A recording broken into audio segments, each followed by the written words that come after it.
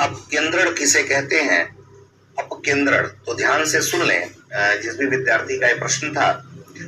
अपकेंद्रण विधि जो है इस सिद्धांत पर आधारित है कि तेजी से घुमाने पर सघन कण जो होते हैं, जब हम कोई भी पदार्थ को तेजी से घुमाएंगे विलयन को, तो सघन कण नीचे बैठ जाते हैं, जबकि हल्के कण जो होते हैं वह ऊपर आ जाते हैं। सघन कण का नीचे बैठ जाना और हल्के कण का ऊपर आ जाना, तेजी से घुमाने पर उस पदार्थ पे अगर ऐसी क्रिया हो रही है मिश्रण में, अगर कोई मिश्रण है उसको तेजी से घुमाया जाए, इसमें सघन कण नीचे बैठ जाए और हल्के कण ऊपर आ जाए, इस क्रिया को अपकेंद्रण कहा जाता है। और अपकेंद्रण एक ऐसी विधि होती है, इसी विधि के द्वारा हम मक्खन से क्रीम निकालते हैं। मक्खन में जो मट्ठा वाला पार्ट होता है वह नीचे बैठ जाता है और क्रीम वाला पार्ट देखते हैं ऊपर आ जाता है। तो यह जिस विधि के द्वारा अलग होता है उसको अपकेंद्रण कहा जाता है। तो जिस विद्यार्थी का प्रश्न था, मेरा ये प्रश्न का उत्तर वहां तक पहुंच गया होगा। आशा करते हैं कि आप जरूर संतुष्ट होंगे। कल अणु या परमाणु क्या होता है इस पर हमने चर्चा कर दिया था। साथ में डाल्टन का परमाणु सिद्धांत मैंने आपको बताया और मैंने आपको यह भी बताया कि थॉमसन का परमाणु मॉडल क्या होता है। रदरफोर्ड ने किस प्रकार से स्वर्ण पत्र पर अपना अल्फा कणों का बमबारी कराया और उससे उस प्रयोग से नाभिक की खोज की, और फिर नील्स बोर का परमाणु मॉडल हमें पता चला। ठीक है, तो इस आधार पर हम लोगों ने ये पता लगा लिया कि जो परमाणु होता है मध्य में नाभिक होता है जिसमें प्रोटॉन और न्यूट्रॉन होते हैं, और इसके चारों तरफ ये कक्षाएं पाई जाती हैं। इसके चारों तरफ ये कक्षाएं पाई जाती हैं, ठीक है, जिनमें इलेक्ट्रॉन व्यवस्थित रहते हैं। तो ये हम लोगों को ये जानकारी प्राप्त हो गई कि कुछ इस तरह से हमारा परमाणु होता है। अब देखो परमाणु में इसमें बहुत महत्वपूर्ण बात ये जान लो। सबसे पहले हम लोग ये जानेंगे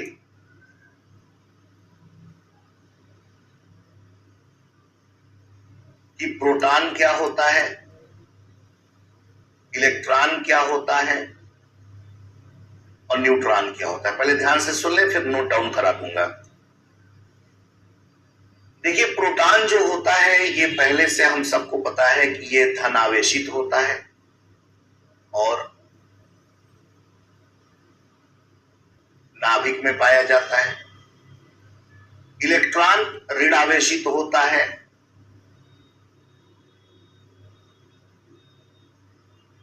नाभिक के चारों ओर कक्षाओं में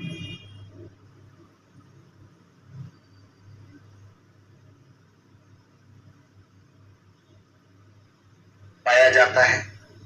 न्यूट्रॉन जो होता है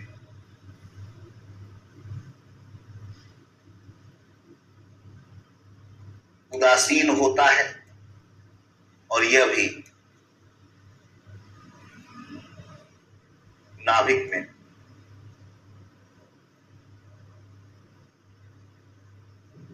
पाया जाता है। तो ये प्रोटॉन, इलेक्ट्रॉन और न्यूट्रॉन की बात होती है। कभी कभी क्वेश्चन पूछ लेता है बेटा एग्जामिनेशन में कि जो इलेक्ट्रॉन की खोज किसने किया है और इस पर कितना आवेश होता है। तो याद रखिएगा, ये मैंने आप लोगों को बताया हुआ है कि इलेक्ट्रॉन की खोज जे थॉमसन ने किया है। और यदि आपसे पूछ ले कि इस पर आवेश कितना होता है, तो आपका उत्तर होगा कि इस पर जो आवेश होता है वह -1.6 इंटू 10⁻⁻19 कूलाम होता है। ध्यान देना बेटा, -1.6 इंटू 10⁻⁻19 कूलाम आवेश होता है। तो कभी भी अगर इलेक्ट्रॉन के बारे में पूछ लिया कि इस पर आवेश कितना होता है, तो -1.6 इंटू 10⁻⁻19 कूलाम आवेश इस पर पाया जाता है। इलेक्ट्रॉन की खोज जे थॉमसन ने किया है और इलेक्ट्रॉन नाभिक के चारों तरफ चक्कर लगाते रहते हैं। इलेक्ट्रॉन का द्रव्यमान की अगर बात की जाए तो 9.11 गुणे 10⁻⁻28 9.11 गुणे -28 ये होता है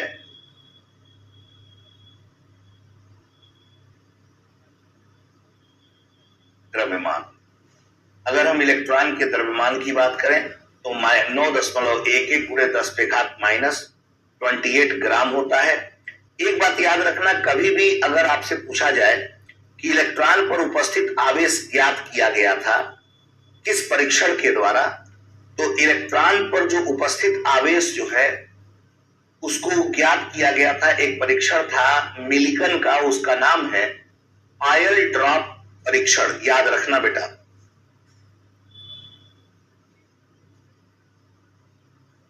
ऑयल ड्रॉप टेस्ट। ये ऑयल ड्रॉप टेस्ट जो है ये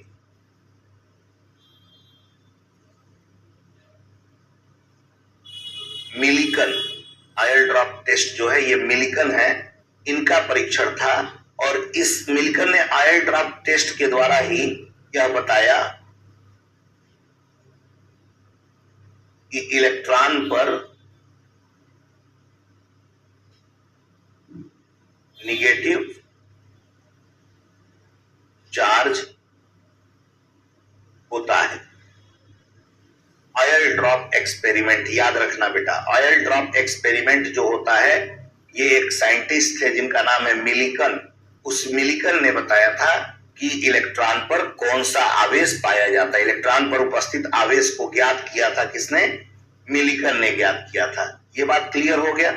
अब उसी तरीके से आपसे प्रोटॉन के बारे में पूछा जा सकता है कि प्रोटॉन पर आवेश कितना होता है, तो ये प्रोटॉन है, ठीक है। अगर इस प्रोटॉन पर आपसे आवेश पूछ लिया गया तो याद रखना +1.6 इंटू 10⁻⁻19 कूलाम, +1.6 इंटू 10⁻⁻19 कूलाम आवेश प्रोटॉन पर होता है। 1.672 इंटू 10⁻⁻24 ग्राम द्रव्यमान होता है इसका। अगर इसका द्रव्यमान पूछ लिया जाए तो 1.672 इंटू 10⁻⁻24 ग्राम जो होता है इसका द्रव्यमान होता है। अगर हम प्रोटॉन की खोज की बात करें तो प्रोटॉन की खोज सर्वप्रथम गोल्डस्टीन ने किया था, लेकिन प्रोटॉन नामकरण की अगर बात की जाए तो प्रोटॉन नामकरण जो दिया गया था सबसे पहले वह रदरफोर्ड के द्वारा दिया गया था। ये बात ध्यान में रखिएगा। तो प्रोटॉन और इलेक्ट्रॉन से संबंधित आपको जानकारी दे दी गई। प्रोटॉन क्या होता है और इलेक्ट्रॉन क्या होता है एकदम स्पष्ट हो गया बेटा। प्रोटॉन धन आवेशित होता है, नाभिक में पाया जाता है।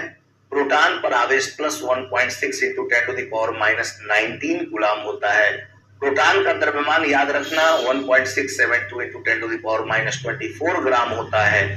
इसकी खोज गोल्डस्टीन ने किया है और नामकरण रदरफोर्ड ने किया है। उसी तरीके से इलेक्ट्रॉन की खोज जे थॉमसन ने किया और इलेक्ट्रॉन पर -1.6 इंटू 10⁻⁻19 कूलाम आवेश होता है। इलेक्ट्रॉन का द्रव्यमान 9.1 इंटू 10⁻⁻28 ग्राम इसका द्रव्यमान होता है। और मिलिकन साहब ने एक एक्सपेरिमेंट किया था, ऑयल ड्रॉप एक्सपेरिमेंट।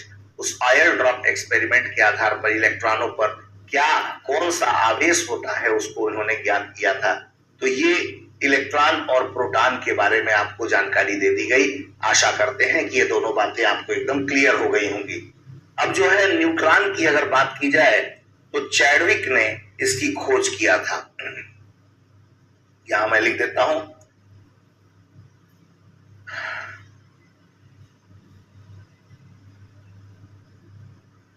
न्यूट्रॉन की खोज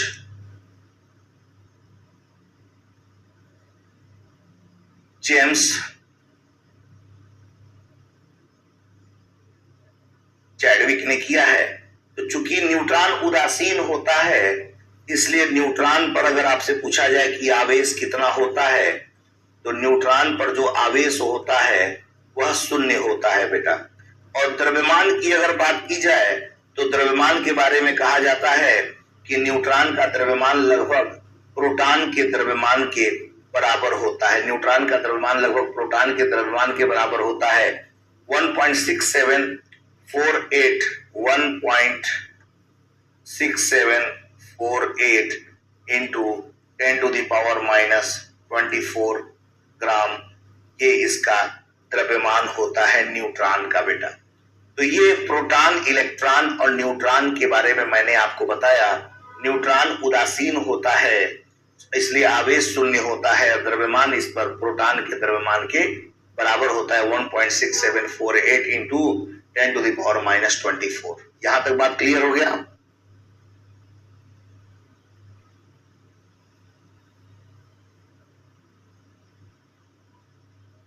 ओके आरडी दुबे जी, अगर सन में अगर कुछ अंतर दिख रहा है तो इसको आप थोड़ा सुधार लेंगे। 1808 डाल्टन का परमाणु सिद्धांत जो है, अगर गलती से वो 1803 मेरे द्वारा लिख गया होगा तो गलती से 1803 में सुधार कर लीजिएगा, 1808 कर दीजिएगा। मैं सहमत हूं 1808 से। उन्होंने 1808 में ही परमाणु सिद्धांत दिया था, 1808 कर लेना, ठीक है? उससे उसको जरा एक बार देख लेना बेटा। सहमत हूं बेटा। अच्छा, बायो भी बहुत बढ़िया लगा था आपको मिथिलेश जी, बहुत बढ़िया। केमिस्ट्री भी बढ़िया लग रहा है, बहुत बहुत धन्यवाद Mithilesh ji, thank you. Gungun Gahlot, good evening बेटा, गुड इवनिंग सभी लोगों को, गुड इवनिंग। ठीक है, ये बात आप लोगों को क्लियर हो गया ना? प्रोटॉन, इलेक्ट्रॉन, न्यूट्रॉन क्या होता है, कहां पाया जाता है, एकदम स्पष्ट हो गया आप लोगों को?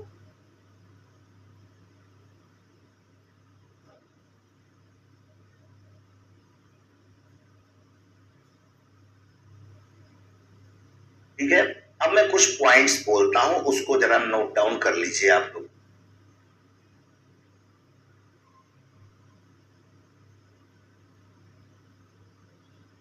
लिख लीजिए, पॉजिट्रॉन की खोज एंडरसन ने 1932 ईस्वी में किया था। नोट करके लिख लीजिए।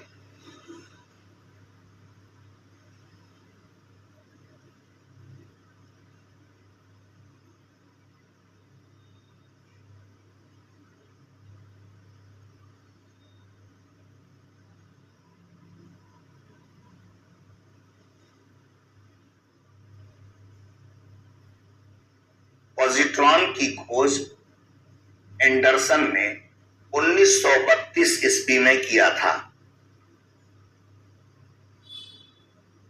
आगे लिख लें, यह इलेक्ट्रॉन का धनात्मक रूप है। यह इलेक्ट्रॉन का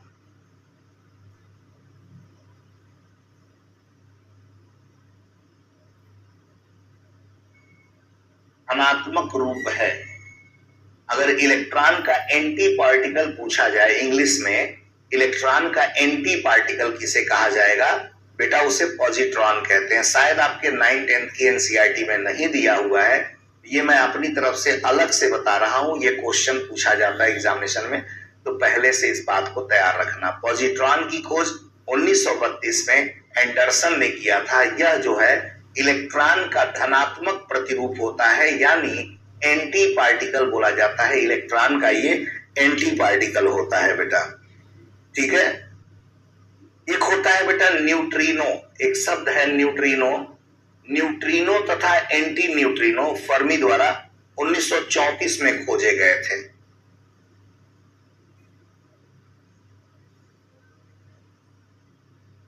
न्यूट्रिनो तथा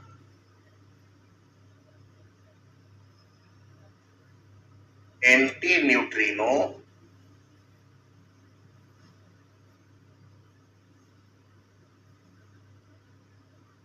फर्मी द्वारा 1934 में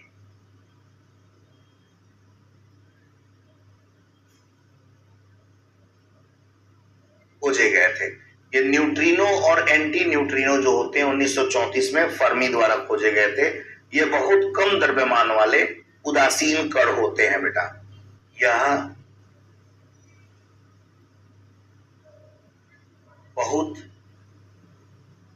कम द्रव्यमान वाले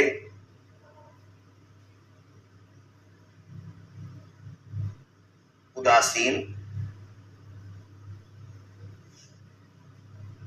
कण होते हैं। ये बहुत कम द्रव्यमान वाले उदासीन कण होते हैं।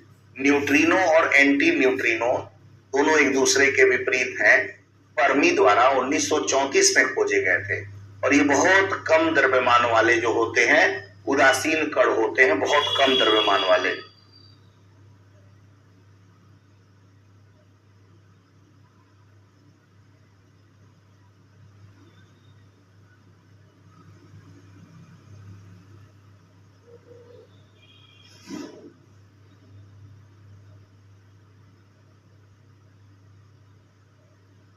ठीक है, अब यहां ध्यान दीजिए। अगर कभी भी पूछा जाए, ध्यान देना बेटा, प्रोटॉन और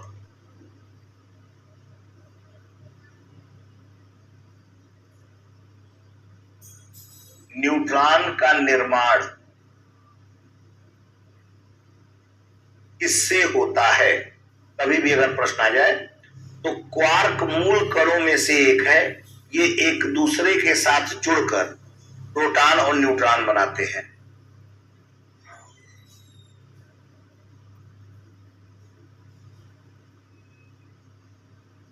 क्वार्क मूल कणों में से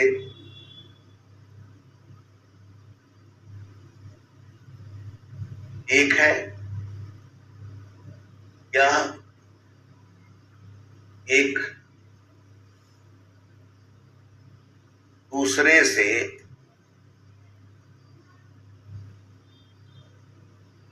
जुड़कर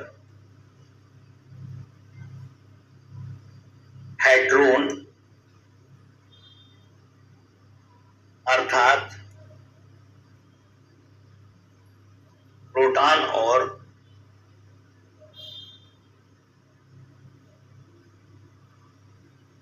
न्यूट्रॉन बनाते हैं।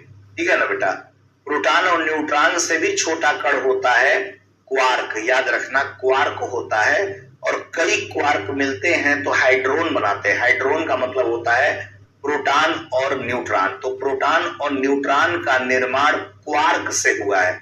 अभी नोबेल प्राइज मिला है बेटा कि क्वार्क से भी छोटा कुछ खोजा गया है। तो क्वार्क से छोटा स्ट्रिंज होता है। ये तुम लोगों को बता रहा हूं, शायद ही किसी को पता हो।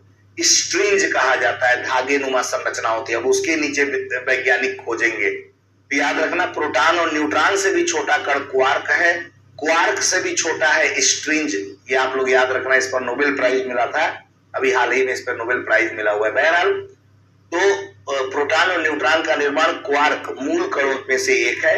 यह एक दूसरे से जुड़कर हाइड्रोन अर्थात प्रोटॉन और न्यूट्रॉन बनाते हैं। तो क्वार्क से प्रोटॉन और न्यूट्रॉन का निर्माण हुआ है। ठीक है,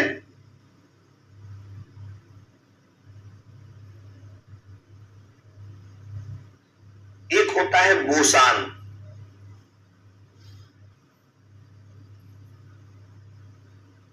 बोसान, अगर कभी भी बोसान के बारे में पूछा जाए तो ये बोसान उप परमाणविक कण है, होता है बेटा। ये उप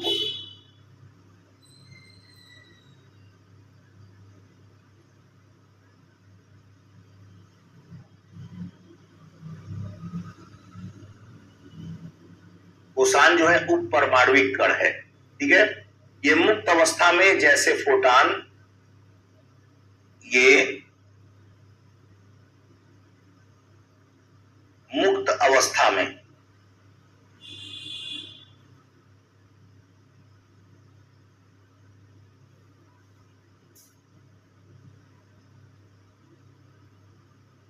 यह मुक्त अवस्था में जैसे फोटॉन अथवा संयुक्त अवस्था में जैसे मेसान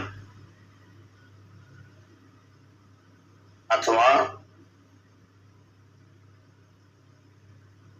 संयुक्त अवस्था में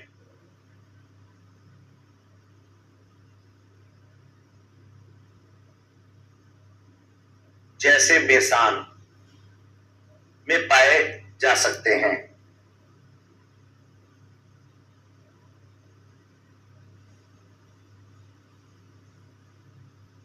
कभी भी पूछा जाए कि बोसान क्या है, तो यह एक उप परमाणविक कण होता है।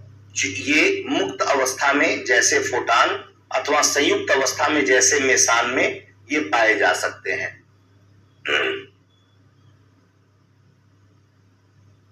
प्रोटॉन से अधिक भारी सभी कण जो होते हैं ना, उन्हें बेरयान कहा जाता है। प्रोटॉन से जितने भी कण भारी होते हैं उन सभी को बेरयान कहा जाता है बेटा, बेरयान। और एक पॉइंट और लिख लीजिए, मेसान की खोज युकावा ने किया है। मेसान की खोज युकावा ने किया है। मेसान की खोज युकावा ने किया है।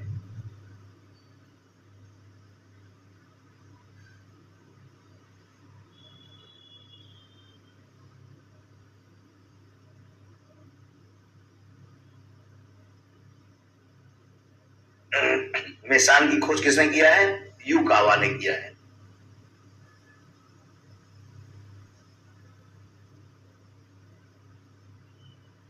कभी भी आपसे एक अवोगाद्रो संख्या पूछा जाए तो उसका मतलब होता है 6.023 इंटू 10 टू द पावर 23।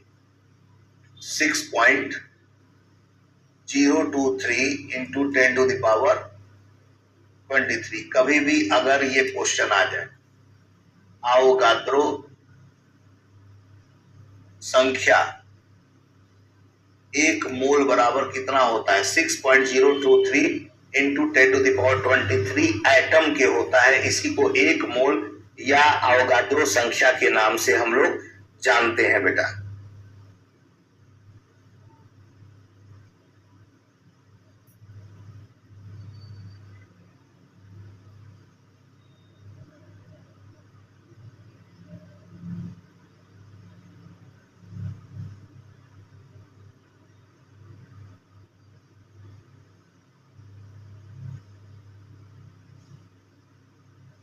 ठीक है, बात क्लियर हो गया?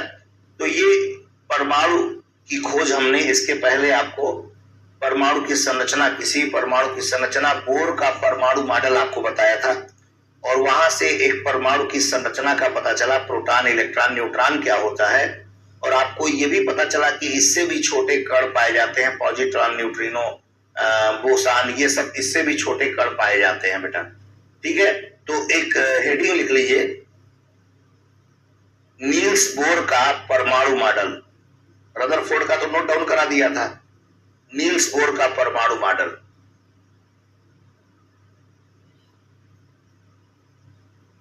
नील्स बोर का परमाणु मॉडल। नील्स बोर का परमाणु मॉडल लिख लिया सभी लोगों ने? नील्स बोर का परमाणु मॉडल लिख लिया? लिख लीजिए, इस मॉडल के अनुसार, मैं पॉइंट बोल देता हूं, लिख लीजिए, इस मॉडल के अनुसार पहला पॉइंट, इलेक्ट्रॉन नाभिक के चारों ओर बंद वृत्तीय कक्षाओं में चक्कर लगाते हैं।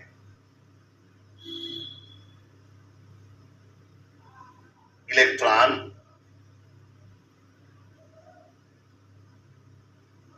नाभिक के चारों ओर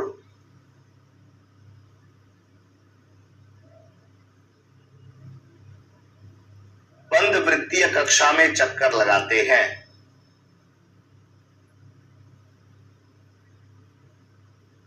लिख लिया? चक्करों के लिए आवश्यक अभिकेंद्र बल का कार्य, चक्करों के लिए आवश्यक अभिकेंद्र बल का कार्य, चक्करों के लिए आवश्यक अभिकेंद्र बल का कार्य इलेक्ट्रॉन और नाभिक के बीच इलेक्ट्रॉन और नाभिक के बीच, इलेक्ट्रॉन और नाभिक के बीच स्थिर विद्युतीय आकर्षण करता है, स्थिर विद्युतीय आकर्षण करता है।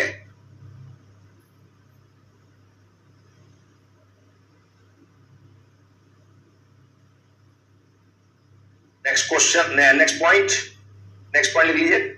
इलेक्ट्रॉन केवल कुछ निश्चित कक्षाओं में ही चक्कर लगाते हैं। इलेक्ट्रॉन केवल कुछ निश्चित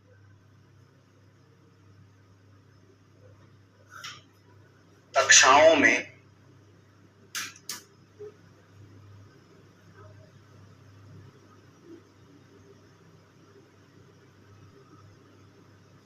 चक्कर लगाते हैं। इलेक्ट्रॉन केवल कुछ निश्चित कक्षाओं में चक्कर लगाते हैं।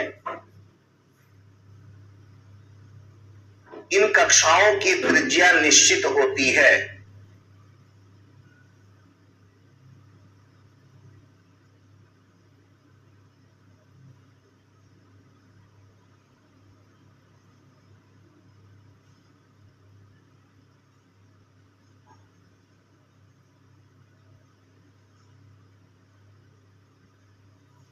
इन कक्षाओं की त्रिज्या निश्चित होती है।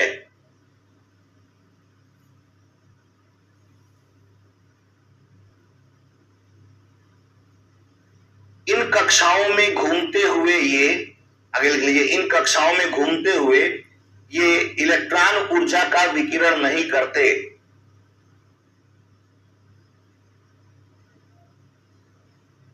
इन कक्षाओं में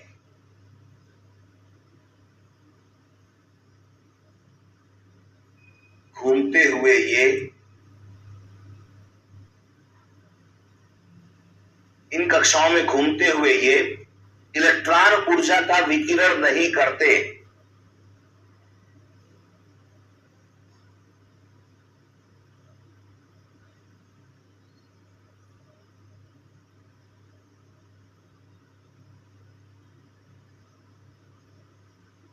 इन कक्षाओं में घूमते हुए ये इलेक्ट्रॉन ऊर्जा का विकिरण नहीं करते हैं। इन कक्षाओं को स्थिर कक्षा या ऊर्जा स्तर कहते हैं।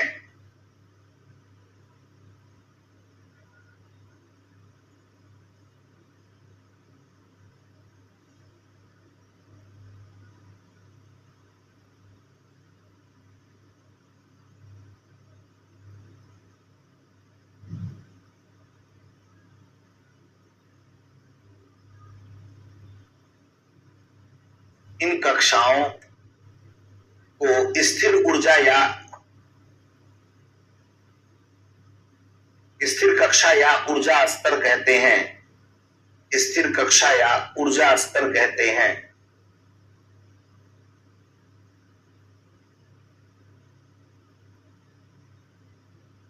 स्थिर कक्षा या ऊर्जा स्तर कहते हैं। इन कक्षाओं को कोश भी कहा जाता है।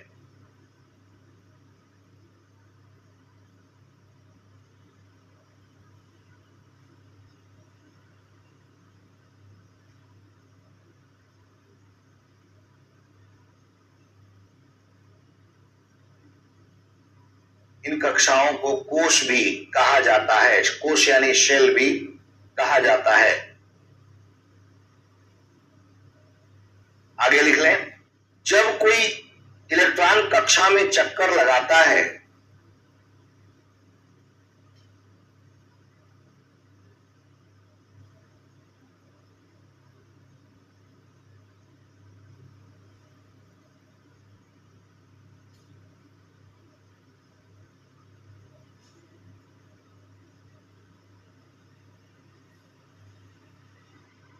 जब कोई इलेक्ट्रॉन कक्षा में चक्कर लगाता है तो न तो ऊर्जा में कमी होती है और न ही वृद्धि होती है।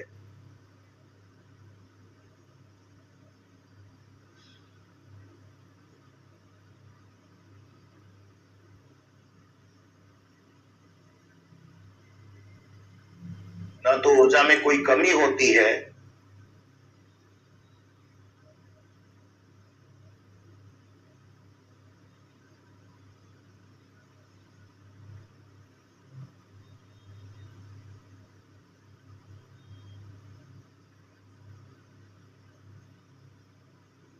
जब कोई इलेक्ट्रॉन कक्षा में चक्कर लगाता है तो न तो ऊर्जा में कमी होती है और न वृद्धि होती है। ऐसे कक्षकों को स्थिर कक्ष कहते हैं।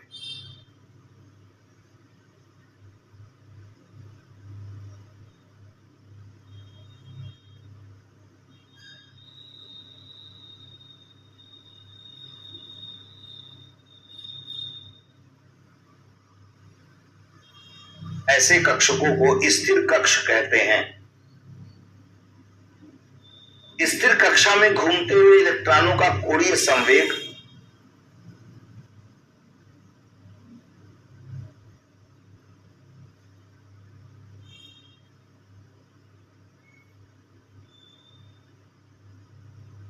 स्थिर कक्षा में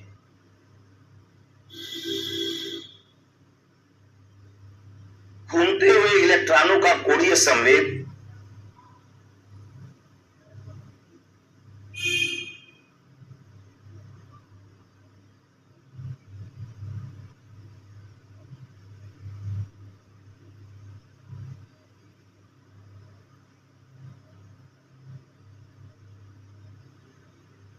स्थिर कक्षा में घूमते हुए इलेक्ट्रॉनों का कोणीय संवेग h/2π का पूर्ण गुणक होता है।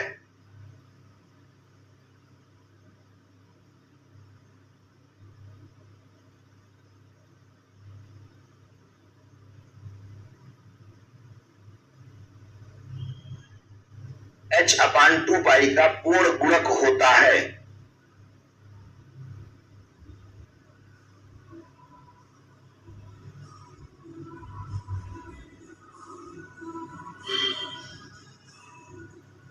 हो गया?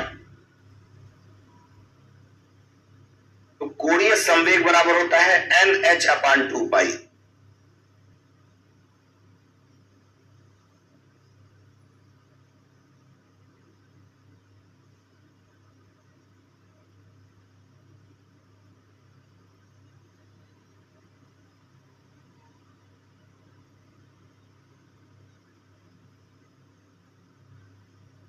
कोणीय संवेग बराबर NH/2π। n क्या है? कक्षाओं की संख्या। m इलेक्ट्रॉनों का द्रव्यमान।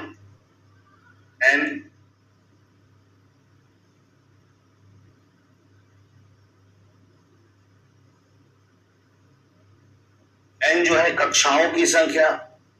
m इलेक्ट्रॉनों का द्रव्यमान।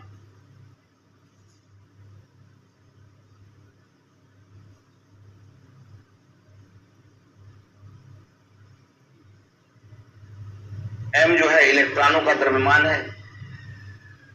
v इलेक्ट्रॉनों की गति है।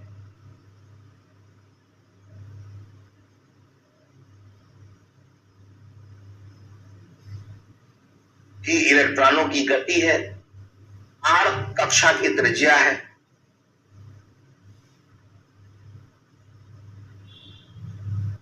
अब आप ये सोच रहे होंगे कि आखिर m और v कहां गया? तो कोणीय संवेग बराबर होता है mvr। mvr बराबर NH/2π लिखते हैं। तो n मतलब कक्षाओं की संख्या, m मतलब इलेक्ट्रॉनों का द्रव्यमान, v मतलब इलेक्ट्रॉनों की गति, r मतलब कक्षा की त्रिज्या।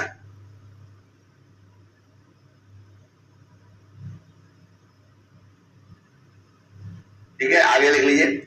इलेक्ट्रॉन ऊर्जा की निश्चित मात्रा को अवशोषित करके इलेक्ट्रॉन ऊर्जा की निश्चित मात्रा को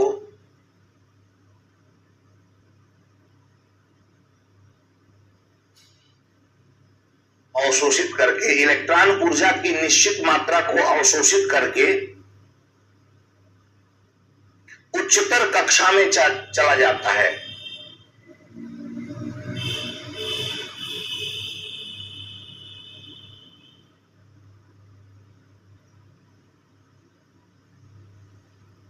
इलेक्ट्रॉन ऊर्जा की निश्चित मात्रा को अवशोषित करके उच्चतर कक्षा में जाता है। इसी प्रकार इलेक्ट्रॉन ऊर्जा की इस निश्चित मात्रा को उत्सर्जित करके इलेक्ट्रॉन ऊर्जा की इस निश्चित मात्रा को उत्सर्जित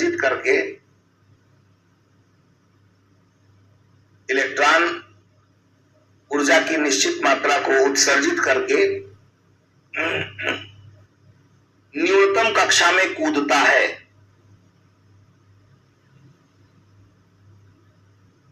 इसी प्रकार इलेक्ट्रॉन ऊर्जा की इस निश्चित मात्रा को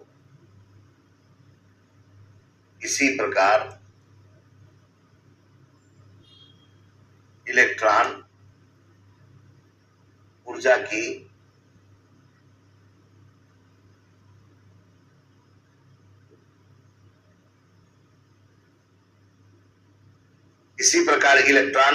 की इस निश्चित मात्रा को उत्सर्जित करके न्यूनतम कक्षा में कूदता है।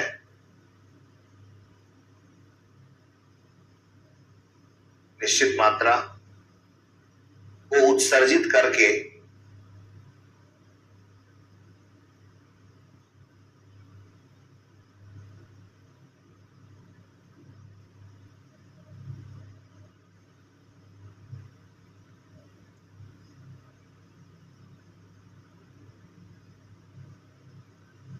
कूदता है। इसी प्रकार इलेक्ट्रॉन ऊर्जा की इस निश्चित मात्रा को अवशोषित करके उच्चतर कक्षा में जाता है। इसी प्रकार इलेक्ट्रॉन ऊर्जा की इस निश्चित मात्रा को उत्सर्जित करके न्यूनतम कक्षा में कूदता है। ऊर्जा की जरा कक्षा कर दीजिए। न्यूनतम कक्षा में कूदता है। ऊर्जा की इस निश्चित मात्रा को क्वांटम कहते हैं। ऊर्जा की इस निश्चित मात्रा को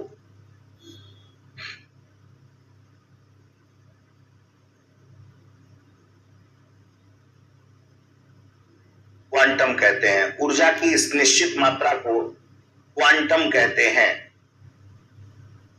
एक क्वांटम का मान h म्यू होता है। एक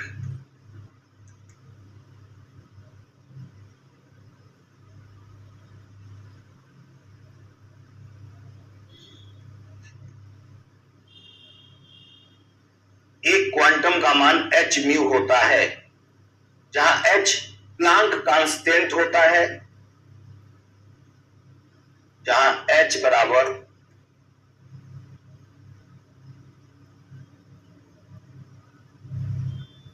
Planck constant 6.626 into 10 to the power minus 34 joule. ये प्लैंक कांस्टेंट होता है 6.626 into 10 to the power minus 34 joule. तथा v बराबर आवृत्ति होता है, तो म्यू बराबर आवृत्ति होता है।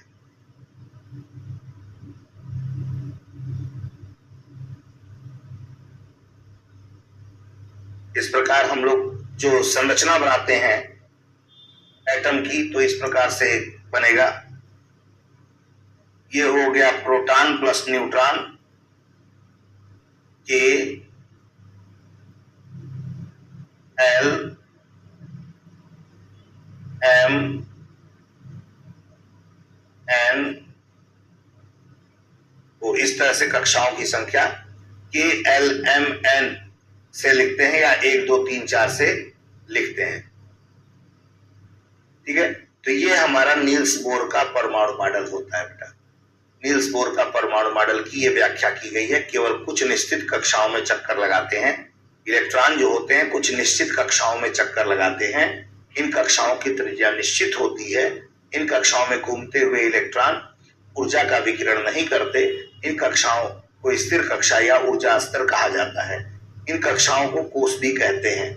जब कोई इलेक्ट्रॉन कक्षा में चक्कर लगाता है तो न तो ऊर्जा में कोई कमी होती है न तो ऊर्जा में वृद्धि होती है। ऐसे कक्षकों को स्थिर कक्षा कहते हैं। स्थिर कक्षा में घूमते हुए इलेक्ट्रॉन का कोणीय संवेग जो होता है h/2 का पूर्ण गुणक होता है, यानी mvr बराबर nh/2 होता है, यानी कोणीय संवेग बराबर nh/2, जहां n बराबर कक्षाओं की संख्या, m बराबर इलेक्ट्रॉनों का द्रव्यमान, d बराबर इलेक्ट्रॉनों की गति, r बराबर कक्षा की त्रिज्या होता है। तो इलेक्ट्रॉन ऊर्जा की एक निश्चित मात्रा को अवशोषित करके उच्चतर कक्षा में चला जाता है। इसी प्रकार इलेक्ट्रॉन ऊर्जा की इस निश्चित मात्रा को उत्सर्जित करके न्यूनतम कक्षा में चला जाता है। ऊर्जा की इस निश्चित मात्रा को क्वांटम कहते हैं। एक क्वांटम का मान h म्यू होता है। यहाँ h एक प्लांक कांस्टेंट है जिसका मान 6.627 × 10⁻34 जूल होता है, और म्यू जो होता है इसकी आवृत्ति होती है। अब परमाणु की कक्षाओं में इलेक्ट्रॉनों का जो वितरण है,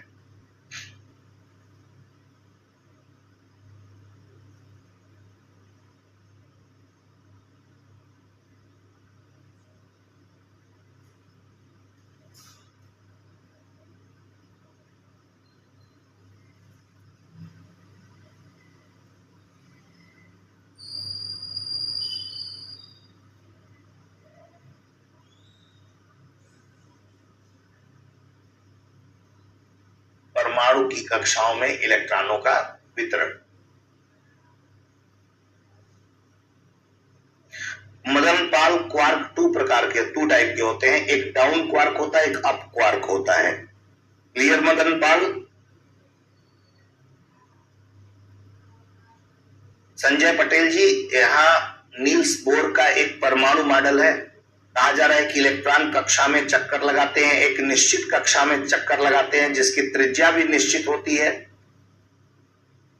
चक्कर लगाते लगाते क्या होता है कि इस कोणीय संवेग के कारण यह निम्न ऊर्जा स्तर से उच्च ऊर्जा स्तर की तरफ चले जाते हैं और उच्च ऊर्जा स्तर से निम्न ऊर्जा स्तर की तरफ चले आते हैं।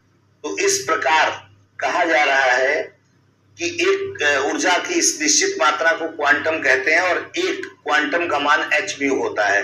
h बराबर प्लांक कांस्टेंट 6.62326 × 10⁻34 जूल, म्यू आवृत्ति होता है। तो उन्होंने कहा कि एक परमाणु के नाभिक में धनावेशित भाग होता है जिसको नाभिक प्रोटॉन न्यूट्रॉन कहते हैं। उसके चारों तरफ कक्षाएं बनी होती हैं जिसकी त्रिज्या निश्चित होती है, जिसमें इलेक्ट्रॉन चक्कर लगाते रहते हैं। उसके बाद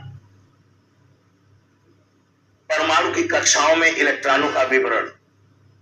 परमाणु की कक्षाओं में इलेक्ट्रॉनों का विवरण, ये बोरबरी योजना है, इसको बोला जाता है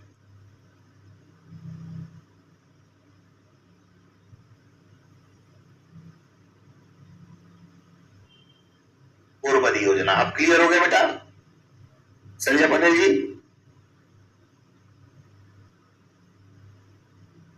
संजय पटेल जी, बात क्लियर हो गया?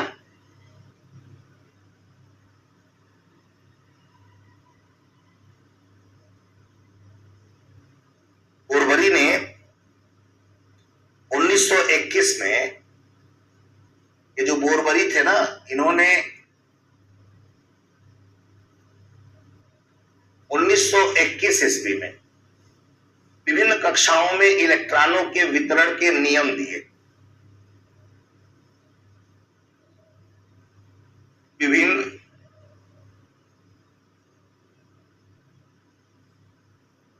कक्षाओं में इलेक्ट्रॉन के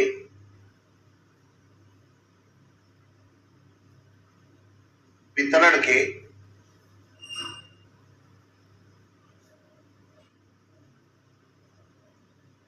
नियम दिए। बोरबरी ने विभिन्न कक्षाओं में इलेक्ट्रॉनों के वितरण के नियम दिए। इन्होंने कहा कि किसी भी कक्षा में उपस्थित अधिकतम इलेक्ट्रॉनों की संख्या 2n² होगा। इन्होंने क्या कहा कि किसी भी कक्षा में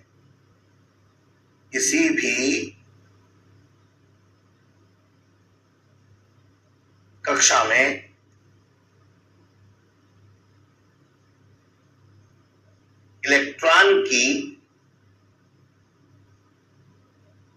किसी भी कक्षा में उपस्थित अधिकतम इलेक्ट्रॉनों की संख्या, किसी भी कक्षा में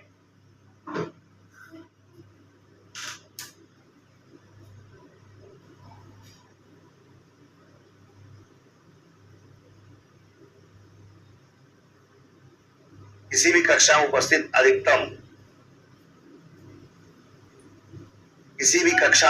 अधिकतम इलेक्ट्रॉनों की संख्या 2n² होती है।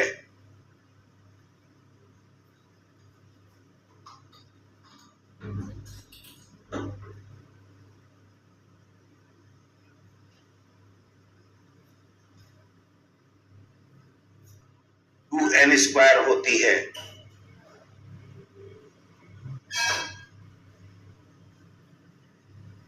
किसी भी कक्षा में उपस्थित अधिकतम इलेक्ट्रॉनों की संख्या 2n² होती है, जहां n उस कक्षा की संख्या है, जहां n उस कक्षा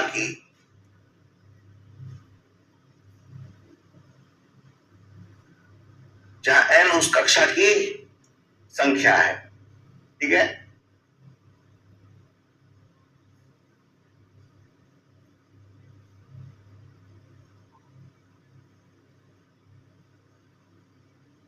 प्रोटॉन और इलेक्ट्रॉन को जब समीप लाएंगे तो उनकी स्थैतिक ऊर्जा पर क्या प्रभाव पड़ेगा। देखो बेटा, प्रोटॉन और इलेक्ट्रॉन तो पहले समीप आएंगे नहीं, क्योंकि दोनों अपोजिट चार्ज होते हैं, दोनों एक दूसरे से दूर भागेंगे, रिपल्सन होगा।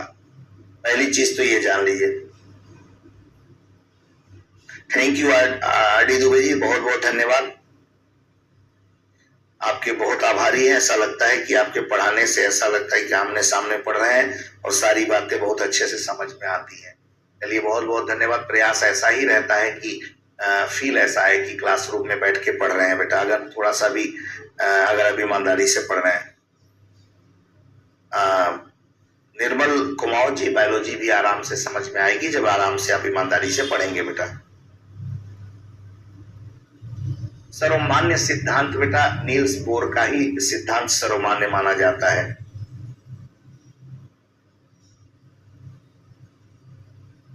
उन्नीस 1921 में बोरबरी ने दिया था बेटा। ठीक है, क्लियर? यहां तक बात समझ में आ गया कि विभिन्न कक्षाओं में इलेक्ट्रॉनों के वितरण के नियम दिए। किसी भी कक्षा में उपस्थित अधिकतम इलेक्ट्रॉनों की संख्या 2n² होती है, जहां n उस कक्षा की संख्या होती है। जैसे यहां थोड़ा ध्यान दीजिएगा, ये तो नाभिक है जिसमें प्रोटॉन और न्यूट्रॉन होते हैं। ये पहली कक्षा हो गई, ये दूसरी कक्षा हो गई, ये तीसरी कक्षा हो गई, ये चौथी कक्षा हो गई। इसका नाम रखा गया है KLMN। पहली कक्षा क्या है? पहली कक्षा है K। तो K में अधिकतम कितने इलेक्ट्रॉन होंगे? 2n²। ध्यान देना, तो 2 कक्षा की संख्या 1 गुणे 1 बराबर इसमें इलेक्ट्रॉनों की संख्या कितनी होगी? 2 होंगे। देखिए, दूसरी कक्षा क्या है? ध्यान दीजिएगा बेटा, दूसरी कक्षा क्या है? L है। N मतलब कक्षाओं की संख्या, 2 दूनी 4 दूनी 8। तो दूसरी कक्षा में अधिकतम इलेक्ट्रॉनों की संख्या कितनी होगी? 8।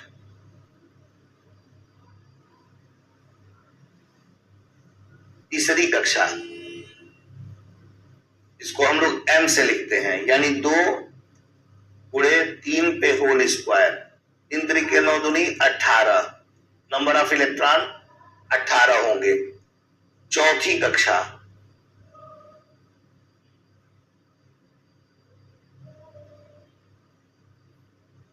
चौथी कक्षा n, इसमें 2 गुणे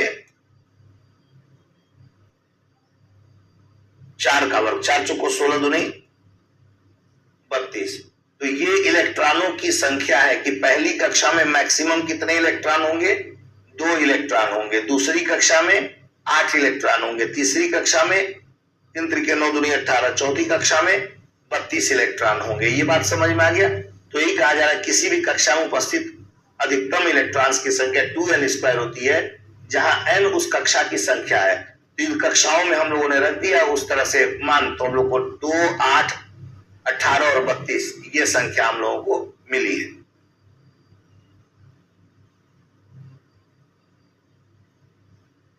ये बात क्लियर हो गया। बोरवली ने एक बात और बोला कि बाह्यतम कोश में जो बाह्यतम कक्षा होती है, तो उस बाह्यतम कक्षा में अधिकतम इलेक्ट्रॉनों की संख्या 8 हो सकती है। यानी बाह्यतम कोश में अधिकतम इलेक्ट्रॉनों की संख्या 8 हो सकती है।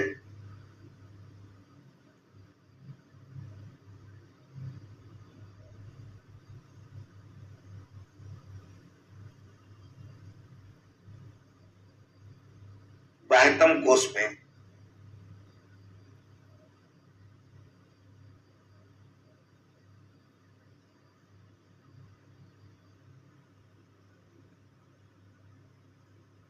बाह्यतम कोश में इलेक्ट्रॉनों की अधिकतम संख्या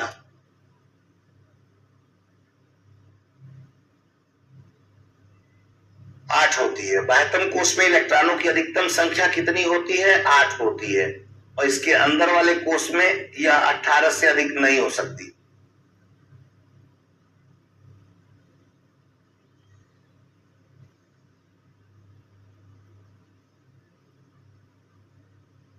अंदर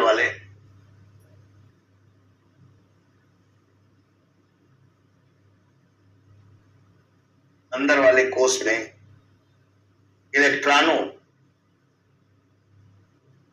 की अधिकतम संख्या 18 होती है।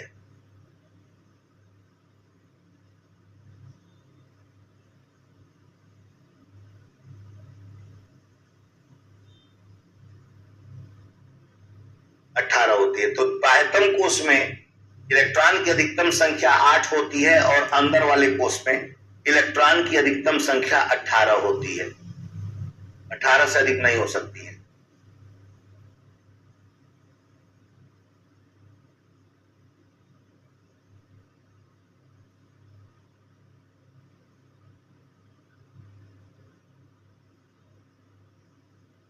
ठीक है, यहां तक बात क्लियर हो गया। ये बोरवली की योजना थी।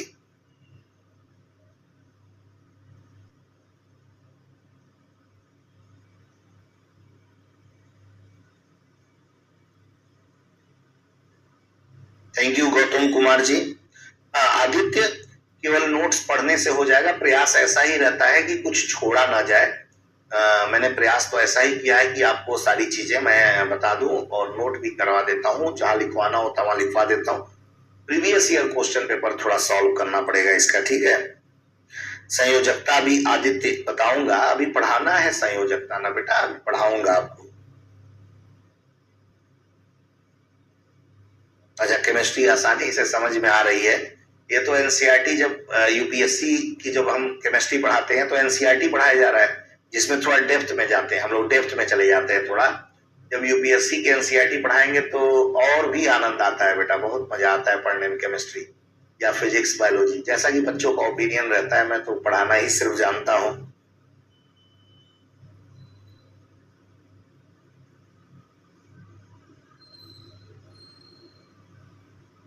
ठीक है, ये बात समझ में आ गया सबको? तो ये बोरवली का सिद्धांत था बेटा। ये बात क्लियर हो गया? जल्दी बताइए बोरवली वाला कि पहली कक्षा में इलेक्ट्रॉनों की संख्या अधिकतम कितनी होगी, दूसरी में कितनी होगी, तीसरी में, चौथी में कितनी होगी और क्यों होगी। ये बात समझ में आ गया। और एक बात याद रखिएगा कि किसी भी परमाणु के बाह्यतम कोश में अगर 8 इलेक्ट्रॉन पूर्ण होता है तो माना जाता है कि उसका ऑक्टेट कंप्लीट है। जैसे इधर ध्यान दीजिए कि अगर 8 इलेक्ट्रॉन कंप्लीट है, जैसे किसी भी परमाणु के अंतिम ऑर्बिट में 1, 2, 3, 4, 5, 6, 7, 8, ये 8 इलेक्ट्रॉन मान लीजिए पूर्ण है, तो ना ही किसी से किसी को ये इलेक्ट्रॉन देगा, ना ही किसी से इलेक्ट्रॉन ग्रहण करेगा। याद रखिएगा, हमेशा अष्टक को पूर्ण करने के लिए या तो इलेक्ट्रॉन दिया जाता है या तो इलेक्ट्रॉन ग्रहण किया जाता है। इलेक्ट्रॉनों की साझेदारी ही होती है, प्रोटॉन नहीं जाता है। ये बात ध्यान रखिए, प्रोटॉन लेन देन नहीं करता है, सिर्फ इलेक्ट्रॉन करता है। यदि इसके पास 7 इलेक्ट्रॉन होगा तो किसी दूसरे तत्व से 1 इलेक्ट्रॉन ग्रहण करेगा।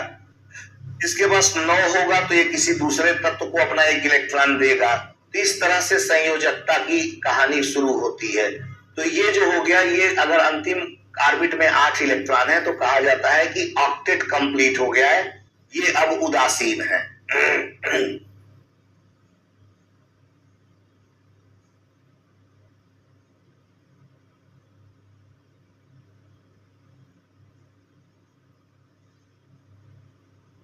ठीक है, अब देखिए इलेक्ट्रॉनों के भरने में प्रयुक्त नियम कौन से हैं।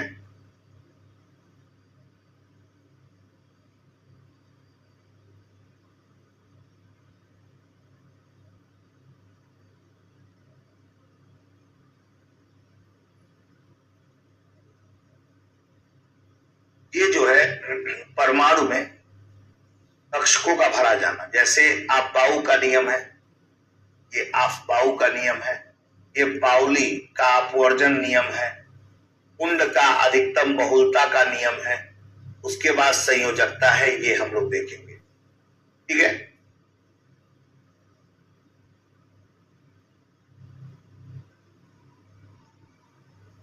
देखिए आपबाउ का नियम क्या कहता है, आपबाउ के नियम को थोड़ा समझेंगे।